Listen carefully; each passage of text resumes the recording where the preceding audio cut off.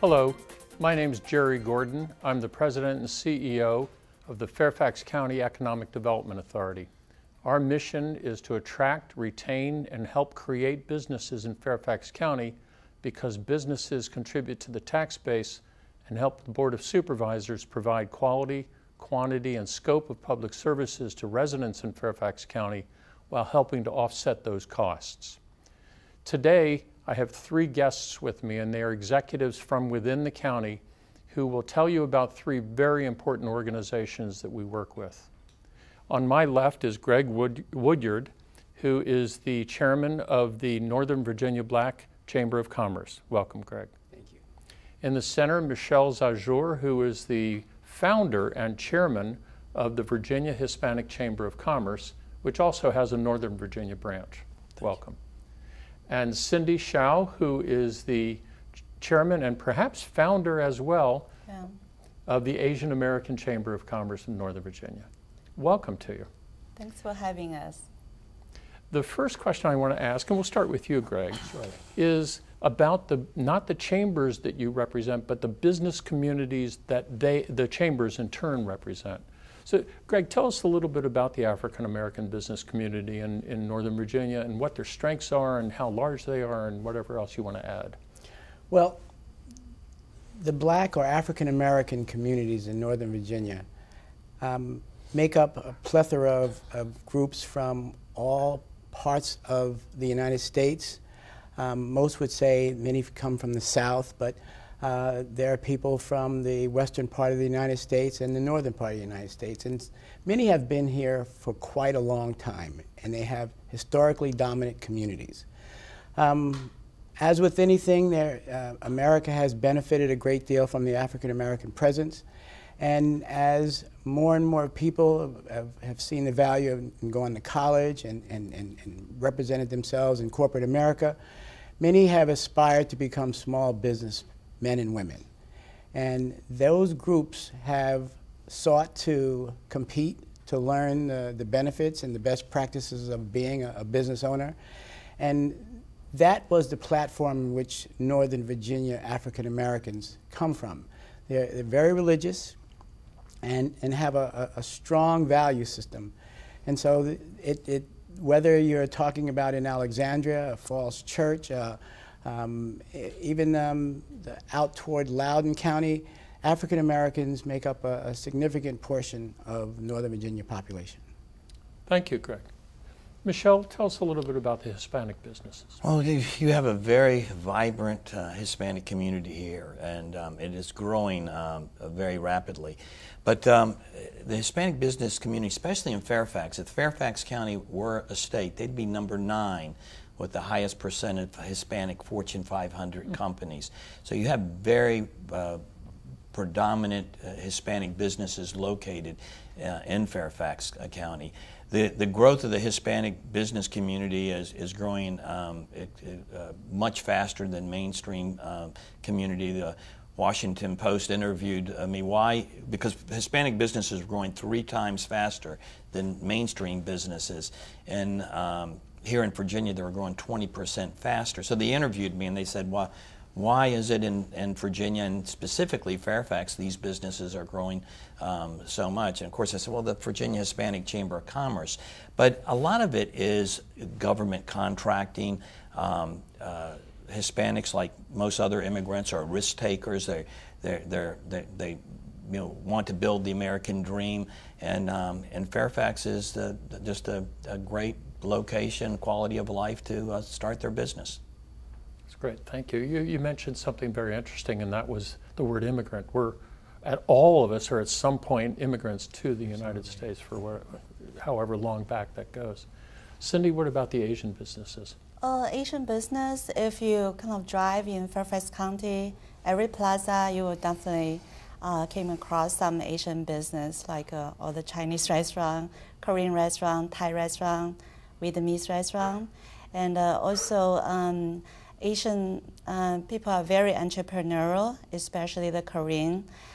In Annandale and also Centralville, there's a big concentration of a Korean business. Also for some Korean, for the Indian people, they love to start IT company, so they are excellent in that arena.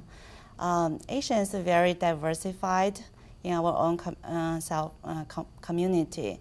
So we have 5 large Asian business community in this area, including Chinese, Korean, Vietnamese, Philippine, and Indian. So those are top 5 Asian business community in Fairfax County. That's an interesting point because it's something you share with Michelle, and that is that not all Hispanic businesses come from the same country, neither do all Asian businesses. So you have a lot of diversity within the group. Yes, yeah, it's so diversified. Actually, which makes it very challenging for us to reach out to all of them. Well, Michelle, let's start with you on this. Talk a little bit about the chambers themselves. And I know that your emblem for the chamber is the bridge, and that's symbolic of building bridges not just within the Hispanic community or your respective communities, but with other business communities as well. And I think that's very important, and that's why our logo is the bridge, because it's a two-way bridge. People that in the Hispanic community learning and reaching out to mainstream businesses, government contracting is so important, and likewise mainstream businesses that want to do business with the Hispanic community. What an opportunity.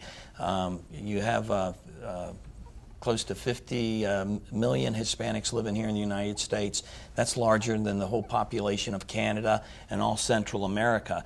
And it's just a niche market. So what we try to do is bring down cultural and language barriers, so to facilitate doing business globally and right here locally in Fairfax County.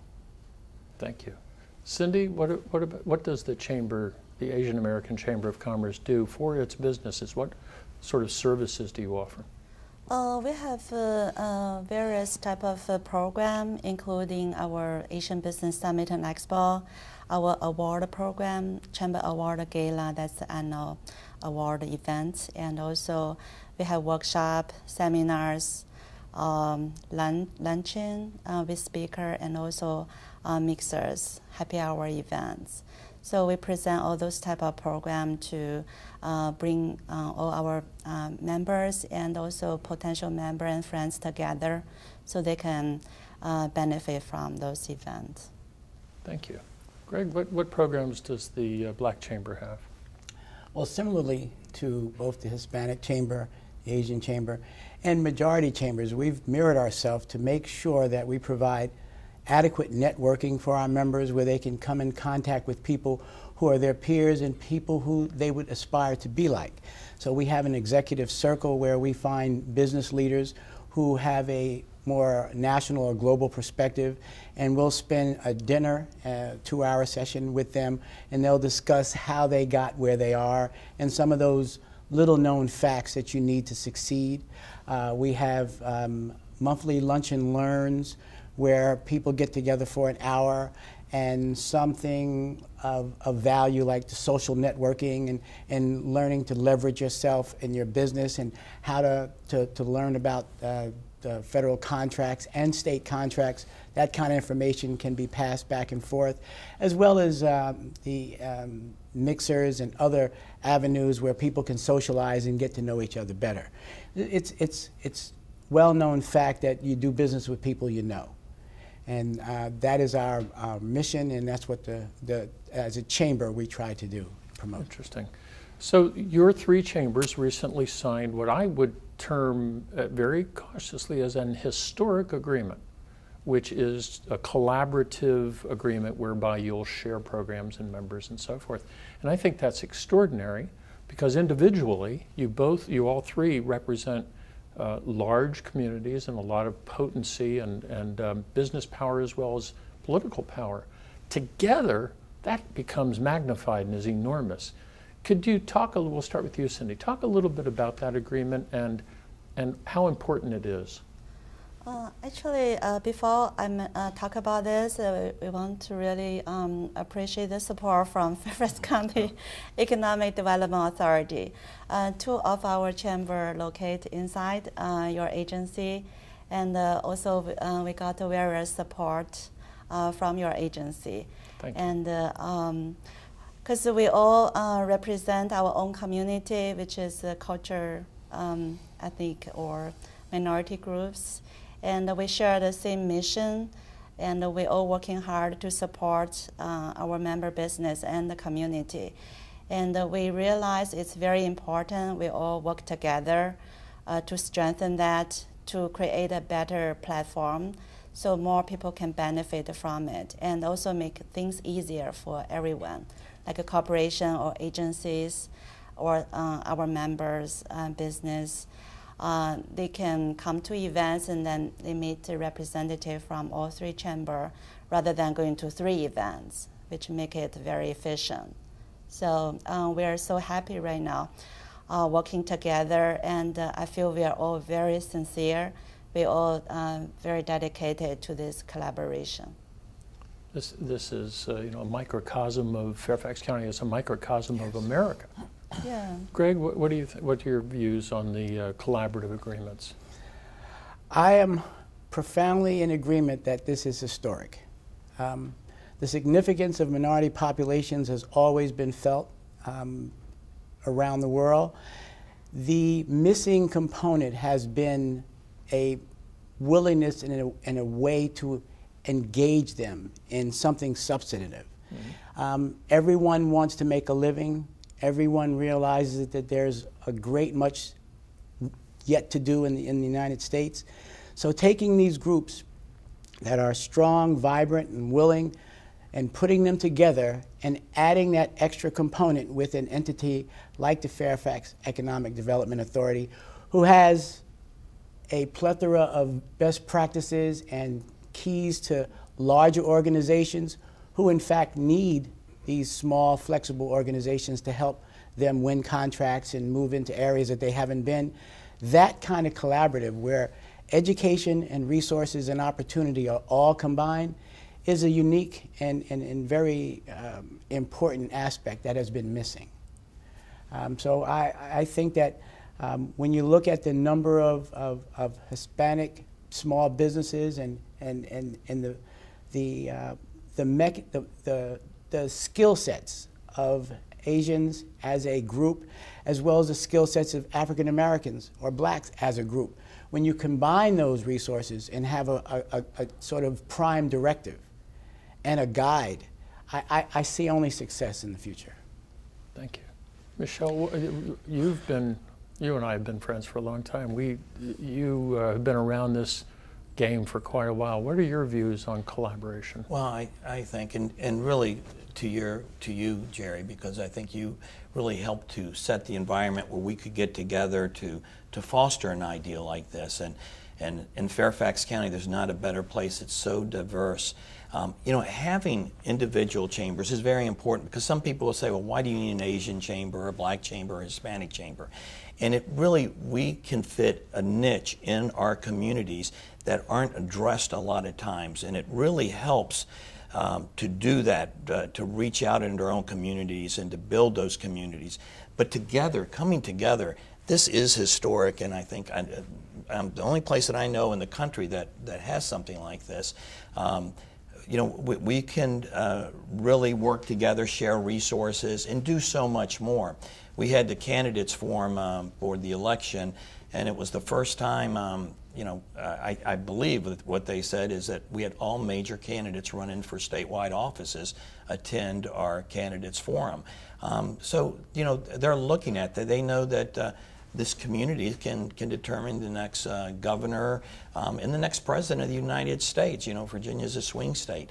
So really coming together to help build the economy and opportunities here in Fairfax and the state is really what's such an opportunity. And thanks again to you and the Economic Development Authority to making that happen. Thank you. We're so proud of that agreement. We have a framed copy in our lobby that you'll see if you go in. I would just like to add one thing. Globally, the world is seeing its diversity for the first time, whether it be through Facebook or we know everyone's out there. The second part of that component is finding a place for people. It's one thing to know you have all these different populations and ethnicities. It's another to manage their engagement. And I do believe that as this diversity increases in its scope, there is going to be a greater need to manage it. And this effort, I think, may turn out to be one of the first of its kind to seek to do that, so that the majority population and the minority population are all moving in the same direction together. That's a great statement. Well, let's think for a moment about the current economy and what will help your respective business communities grow and what might retard that growth.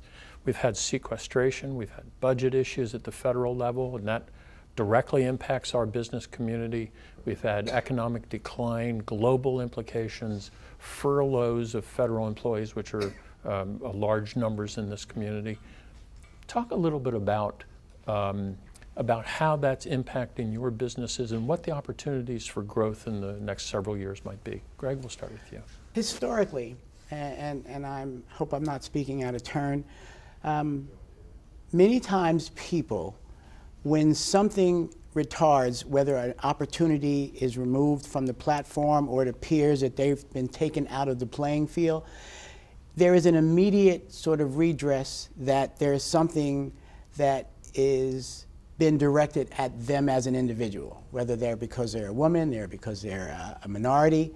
I think that all of those aspects have that ability, whether a sequestration, you look, if you're in the civilian workforce, you say it only affects the federal.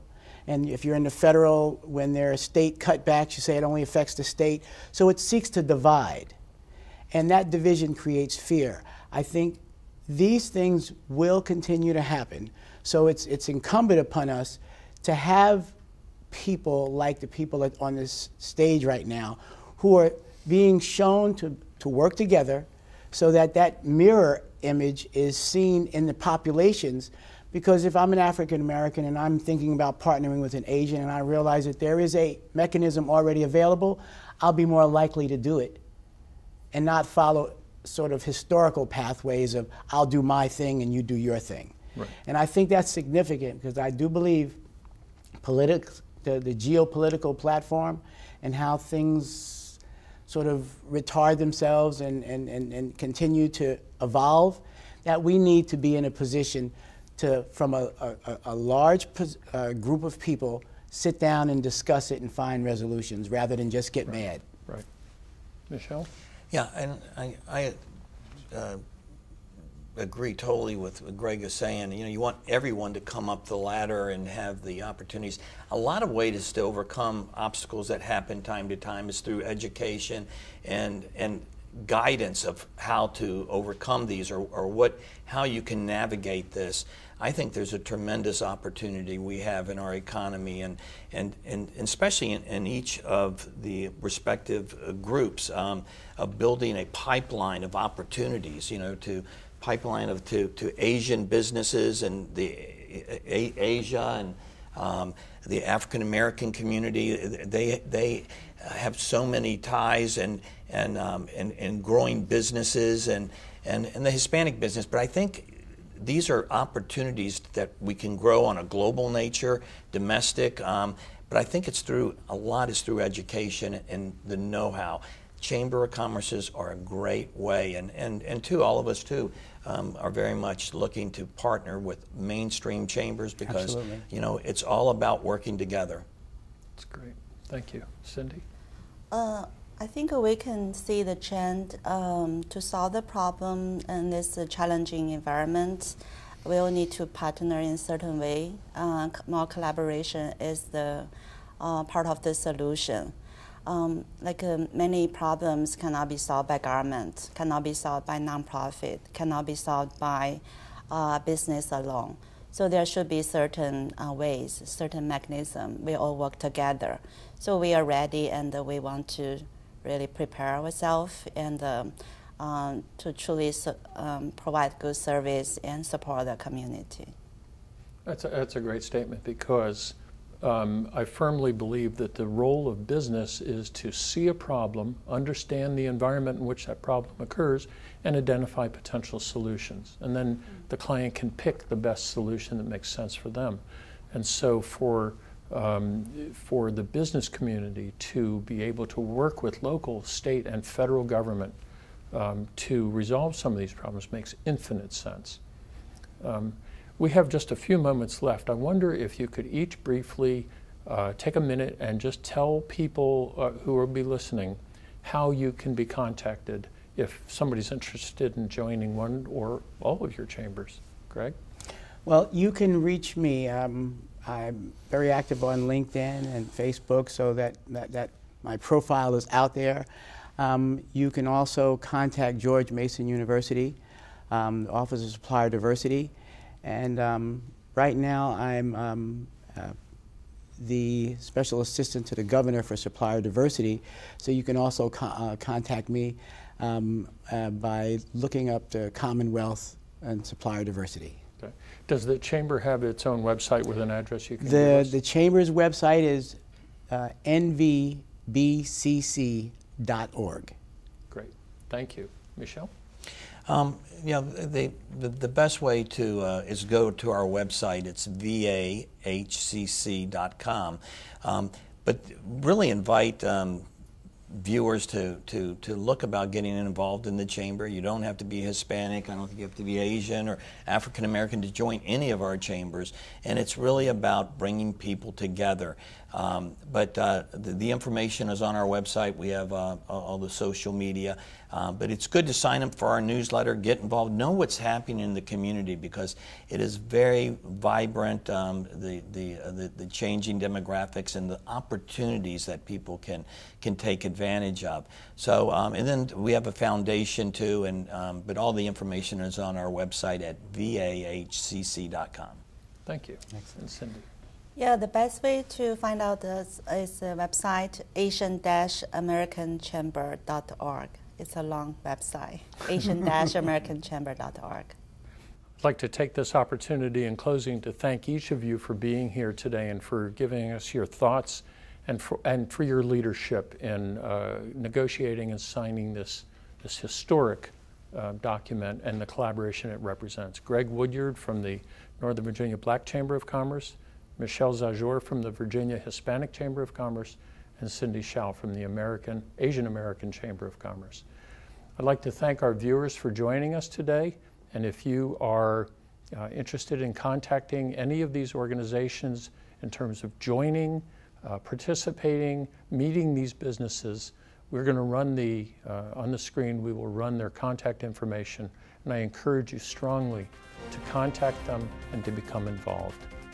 Thank you for being here.